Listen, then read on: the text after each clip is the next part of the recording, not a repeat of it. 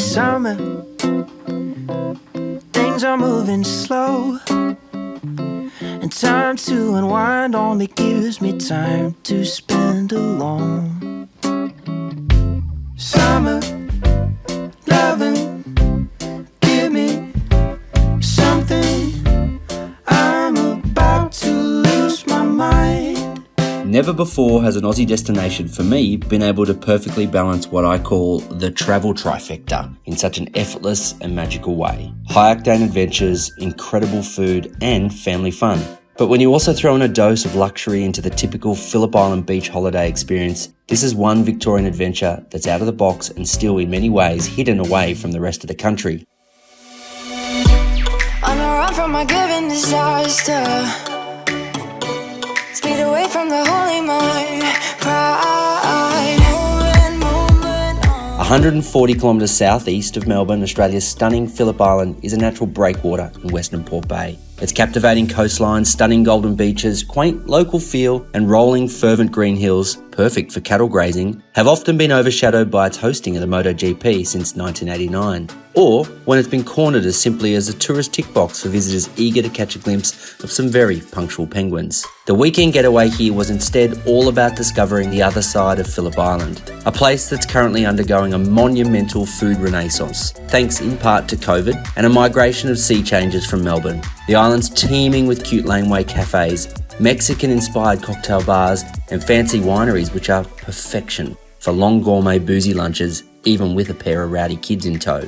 Bottom line is, Phillip Island now has something for everyone. With monumental amounts of government investment here and plans afoot for a thermal hot springs and even a boutique brewery and distillery on Rill's iconic foreshore, we stayed in the tiny seaside hamlet of Smiths Beach in a place called Waikiki House. Nothing Hawaiian about the weather on our winter visit to Waikiki House, but this beach house is an epic entertainer. 6 bedrooms and enough space to host an army of friends. The living space and kitchen opens up to expansive decks and endless views over the rugged and white-capped Southern Ocean. Woolamai was recently described as the next Byron Bay, a hip and sleepy surf village just over the San Remo Bridge. We checked out the Woolly Tavern for some great hospitality and typical pub fare. The joint's got a family feel about it. Warm, timber interiors, log fires and local beers on tap. Full and happy, we then beelined for Phillip Island helicopters for an adventure in the sky. I believe you can't fully grasp the beauty of an island from anywhere but the air, and Phillip Island reveals itself in the most unexpected way from the front of a helicopter. Hues of turquoise and emerald green waves cascade into the rocky cliffs and green pastures below, reminding me that we're very much not in Byron Bay and instead in a quaint and more authentic corner of southern Gippsland.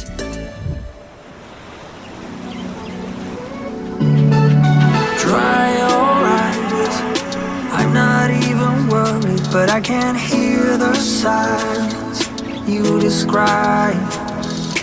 Come with me, we could spend the weekend doing everything they said we'd never do. Of course, if we come here, we have to see the penguins on Phillip Island. So we wait patiently, sort of, some of us. Dusk comes and they come. We follow the penguins and it's a nice little precursor to dinner, but it's not the reason we're here. Kelp Restaurant in San Remo, or Sani to the locals, which is technically not Phillip Island as it's just over the bridge on the mainland, is suave and delicious, and the tacos, they're my pick. Cocktails pour out of the bar here and into mouths on a Friday night like there's a drought on. Up early with the sparrows and the migrating pods of whales which are everywhere, we hit the high seas and chase humpbacks through the bay on this spectacular 3-hour cruise built for both big kids and little kids looking for a bit of fun. But is there anything more quintessential than fish and chips along the Gippsland coast? San Remo's Fishermen's Co-op is heaving with customers. And while I wait for food, I look at the fishing fleets moored beneath the San Remo Bridge, a reminder of just how fertile and plentiful these waters really are. It's not that you should dismiss things that have made Phillip Island great over the years, the penguins and the motorbike racing. They really are not the sum of all its parts. They've carried it to a point where the destination stands now on its own 2 feet, where taste buds dictate your visit and food entrepreneurs have built an infrastructure here that rivals just about any regional centre in all of Australia. But if you want something else other than food, there's another tyre-lined experience which pays homage to the racetrack, which I can safely say is a heart starter and well worth a trip. Phillip Island Go-Karts is a miniature replica of the MotoGP track, but after a few heart-thumping turns and fierce battles with your mates down Gardner Straight, you'll actually leave here feeling more mindful, in control and wanting more. But back to the food and wine. Dinner is a must at Bang Bang. Again, located in the Epicurean epicentre of Woolamai, maybe it really does deserve its monk here as the Byron Bay of the South. Then there's Wild Food Farm, a paddock-to-plate oasis in the island's landscape. Foodie and owner Jude Mile bought this once ramshackle pocket of land on the real outskirts pre-pandemic and is quickly earning a reputation for herself as a local food innovator.